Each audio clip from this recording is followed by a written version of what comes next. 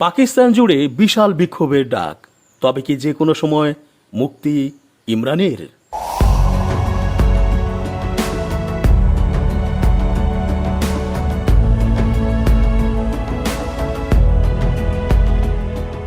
আসসালামু আলাইকুম প্রিয় দর্শক, আমন্ত্রণ আজকের আলোচনায়। চেঞ্জ টিভির আন্তর্জাতিক চোখ অনুষ্ঠানে এস জে রতন স্বাগত জানাচ্ছি। ইমরান খানের জরুরি মুক্তি প্রয়োজন, এই সময়েই প্রয়োজন।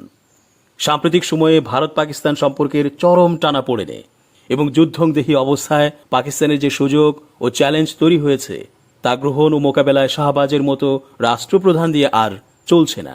তাই বিশ্বনেতা ইমরান খানের মুক্তির প্রয়োজন পাকিস্তান জাতির স্বার্থেই, এমনটাই জানাচ্ছেন বিশ্লেষকগণ।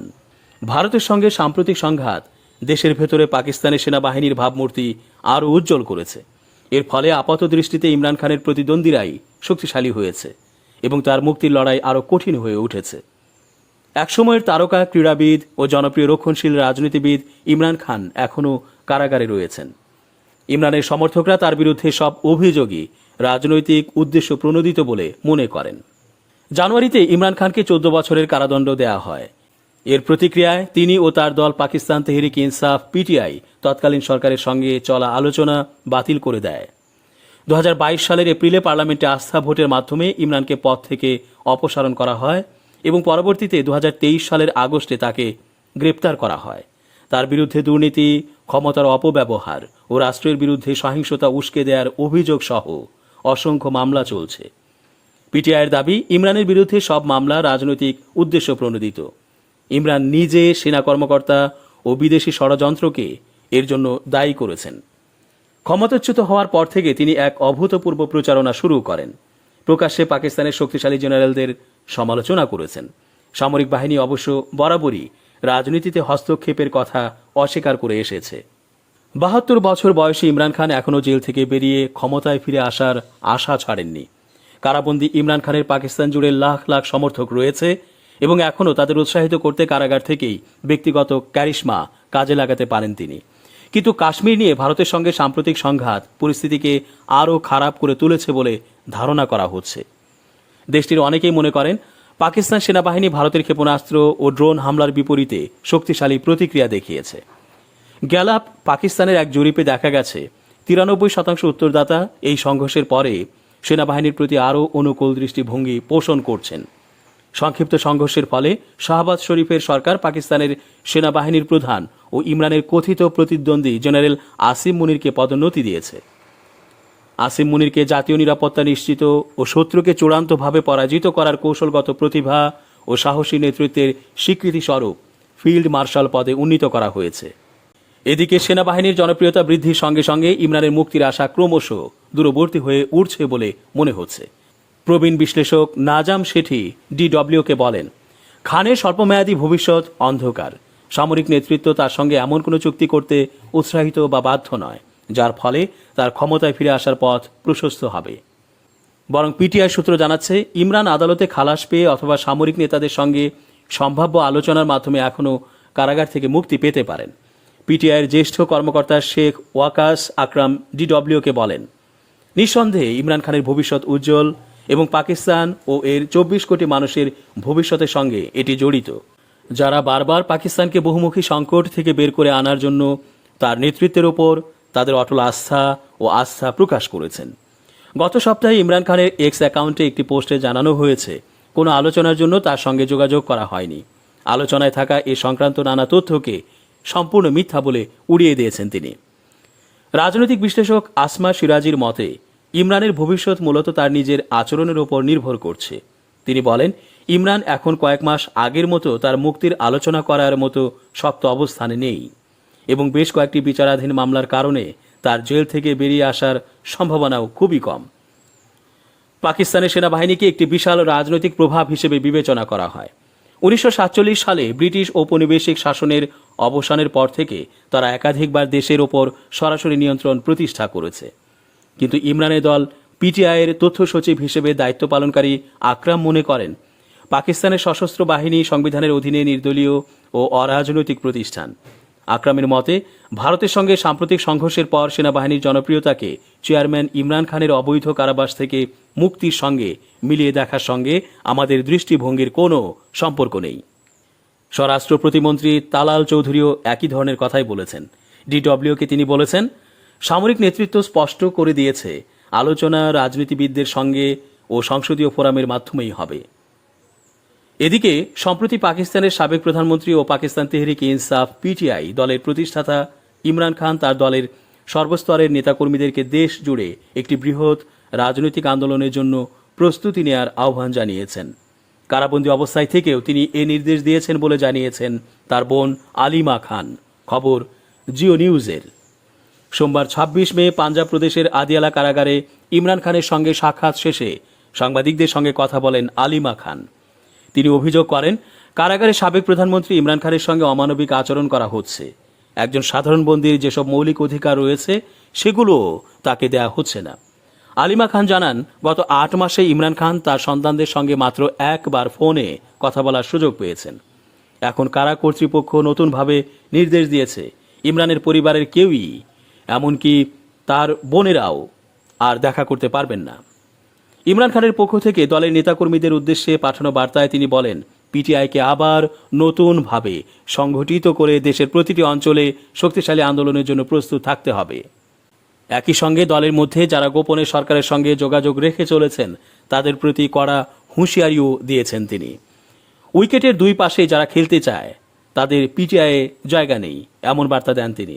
তিনি আরও স্পষ্টভাবে জানিয়ে দেন, সরকারের সঙ্গে কোনো আপোষ চুক্তিতে যেতে চান না তিনি। প্রয়োজনে আজীবন কারাগারে কাটাবেন, তবুও মাথা নত করবেন না।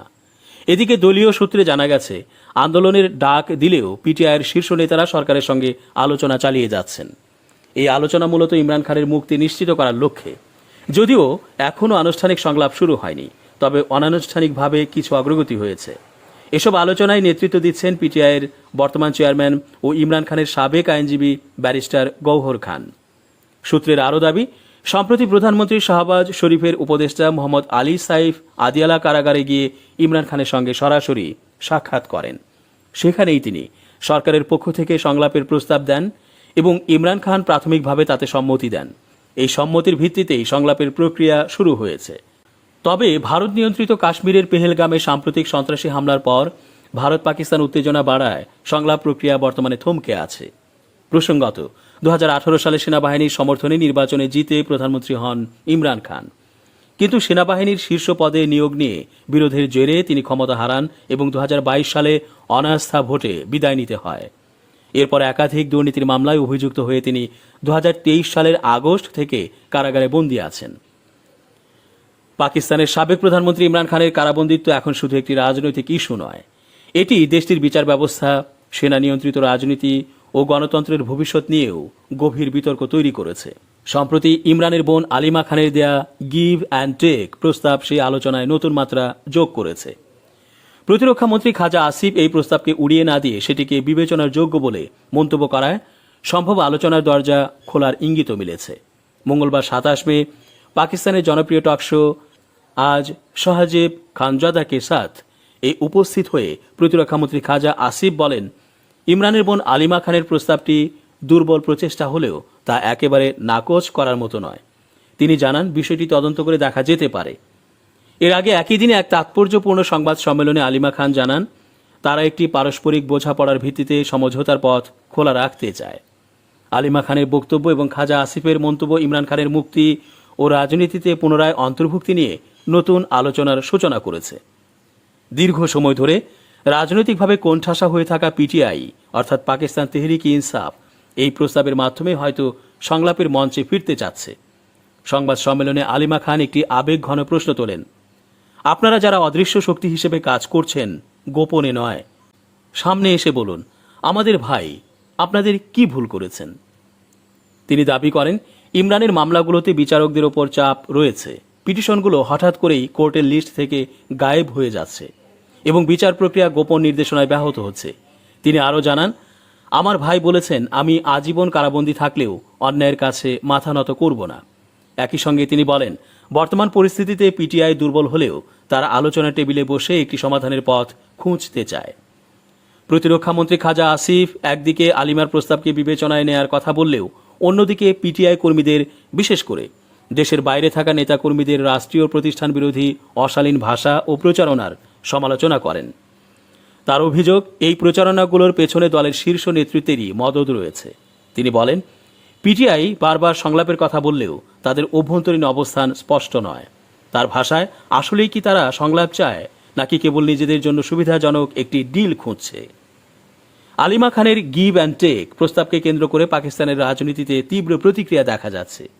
পিএমএলএন সিনেটর ইরফান সিদ্দিকী বলেন, গিভ অ্যান্ড টেক যদি কোনো ডিল না হয় তাহলে সেটা আসলে কি? তিনি কটাক্ষ করে আরও বলেন, আলিমা যা নিতে চাইছেন তা পরিষ্কার, কিন্তু পিটিআই এখন কি দিতে পারবে সেটা কি কেউ জানে? এ ধরনের মন্তব্য থেকে বোঝা যায় ক্ষমতাসীন দলগুলো এখনও পিটিআইয়ের কার্যক্ষমতা এবং উদ্দেশ্য নিয়ে সন্দিহান। 2022 সালের এপ্রিলে অনাস্থা ভোটে পদচ্যুত হওয়ার পর সাবেক প্রধানমন্ত্রী ইমরান খান একাধিক দুর্নীতি ও সন্ত্রাসবাদের মামলায় অভিযুক্ত হন। 2023 সালের আগস্ট থেকে তিনি কারাবন্দী আছেন। তার গ্রেপ্তার ও বিচারকে ঘিরে শুরু থেকেই প্রশ্ন উঠেছে বিচার বিভাগের নিরপেক্ষতা এবং সেনাবাহিনীর হস্তক্ষেপ নিয়ে। রাজনৈতিক বিশ্লেষকদের মতে ইমরানের বিরুদ্ধে বিচার প্রক্রিয়া রাজনৈতিক টুল হিসেবে ব্যবহার করা হচ্ছে। অনেকে মনে করছেন ইমরান খানের মামলাগুলো কেবল রাজনৈতিক চরিত্র হননের কৌশল। তার দল পিটিআইকে নির্বাচন থেকে দূরে রাখার জন্য পরিকল্পিতভাবে বিচার ব্যবস্থাকে ব্যবহার করা হচ্ছে। এ ধরনের পরিস্থিতি পাকিস্তানের গণতন্ত্রকে আরও দুর্বল করে তুলছে এবং সেনা সরাসরি নয় বরং অদৃশ্য প্রভাবের মাধ্যমে রাজনীতিকে নিয়ন্ত্রণ করছে, এমন অভিযোগও উঠছে। যদিও খাজা আসিফ আলোচনার দরজা খুলে রাখার ইঙ্গিত দিয়েছেন, তবুও রাজনৈতিক সমঝোতার সম্ভাবনা এখনও স্পষ্ট নয়। পিটিআই যদি সত্যি দায়িত্বশীল সংলাপে অংশ নিতে চায় তাহলে তাদের নেতৃত্বকে আক্রমণাত্মক প্রচারণা বন্ধ করে বাস্তবসম্মত প্রস্তাব নিয়ে এগোতে হবে, এমনটাই মত বিশ্লেষকদের। পাশাপাশি সরকারের উচিত হবে রাজনৈতিক বিরোধীদের মুখ বন্ধ না করে আইনের ভিত্তিতে একটি গ্রহণযোগ্য সমাধান খুঁজে বের করা। ইমরান খানের মুক্তি এবং আলোচনার সম্ভাবনা নিয়ে সরকার ও বিরোধীদের অবস্থান স্পষ্ট নয়। গিভ অ্যান্ড টেক এর বাস্তবায়ন যদি সত্যি আলোচনার মাধ্যমে হয় তবে এটি পাকিস্তানের রাজনৈতিক সংকটের নতুন সম্ভাবনার দ্বার খুলতে পারে। তবে প্রশ্ন রয়ে যায়, এই আলোচনার পেছনে প্রকৃত উদ্দেশ্য কি? গণতন্ত্র পুনরুদ্ধার, নাকি শুধুই একপক্ষীয় সুবিধা আদায়? উত্তর এখনও সময়ের হাতে। দর্শক, আজ এ পর্যন্তই। শুভকামনা।